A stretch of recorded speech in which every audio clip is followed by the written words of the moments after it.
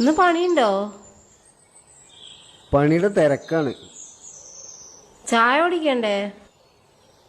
ആ ഇവിടെ ഒന്നും ആയിട്ടില്ല. പോകുമ്പോ ഹോട്ടലിൽ നിന്ന് കുടിച്ചോളി.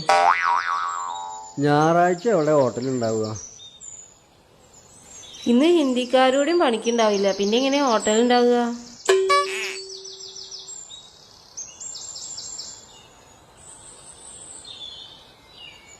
എന്തേ? ഈ പറഞ്ഞ പോലെ ഒന്ന് ലീവാക്കി.